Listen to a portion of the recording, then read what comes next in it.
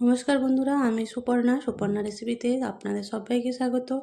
আজ আমি দেখাবো খুব সহজে অল্প কিছু উপকরণ দিয়ে কিভাবে ঘরেই তৈরি করবেন খাস্তা ও সুস্বাদু বাদাম বিস্কুট। এই বিস্কুট চা বা কফির সঙ্গে খেতে দারুণ লাগে, বাচ্চা বড় সবাই পছন্দ করবে। তাহলে চলুন শুরু করা যাক।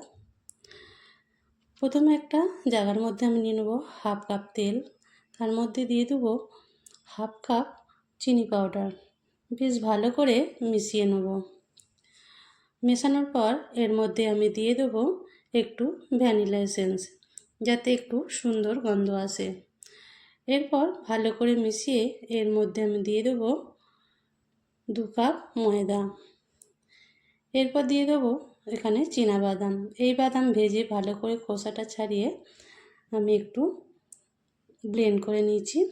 এর মধ্যে দিয়ে দিলাম একটু নুন, বেকিং পাউডার। সব কিছুকে এবার বেশ ভালো করে মিশিয়ে নেব। এরপর হাত দিয়ে বেশ চটকে চটকে মাখিয়ে নেব।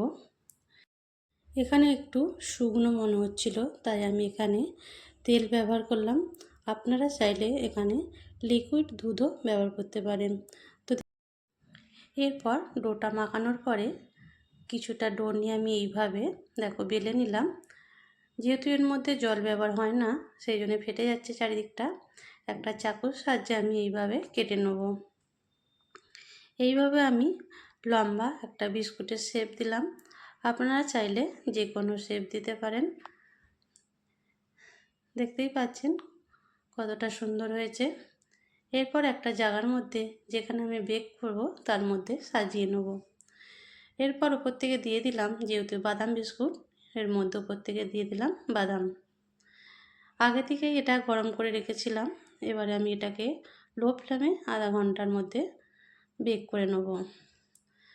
তো দেখতে পাচ্ছেন কত সুন্দর বেক হয়ে গেছে। এবারে আমি এটাকে নামিয়ে নেব। বাকি ডোটা দিয়ে আমি গোল গোল আকারে বানিয়েছিলাম, এটাকেও ঠিক সেম প্রসেসে বানিয়ে নেব। তো এইভাবে আমি 2 রকম বিস্কিট বানিয়ে নিলাম। দেখতেই পাচ্ছেন কত সুন্দরভাবেই অল্প কিছু উপকরণ দিয়ে বাড়িতেই সুস্বাদু বিস্কুট বানিয়ে নেওয়া যায়। অবশ্যই আপনারা বাড়িতে বানিয়ে দেখবেন, আর কেমন লাগলো কমেন্ট করে জানাবেন। ভিডিওটি ভালো লাগলে লাইক শেয়ার করবেন এবং সুপর্ণা রেসিপিস চ্যানেলটি সাবস্ক্রাইব করে পাশে থাকা বেল আইকনটি প্রেস করতে ভুলবেন না। আর ফেসবুক থেকে দেখে থাকলে একটা ফলো দেবেন। ধন্যবাদ। আবারও দেখা হবে নতুন একটা মজাদার রেসিপি নিয়ে। তো এইভাবে বিস্কুটগুলো বানিয়ে বেশ কয়েকদিন ধরে সঞ্চয় করে রাখা যায়, আর চা ও কফির সঙ্গে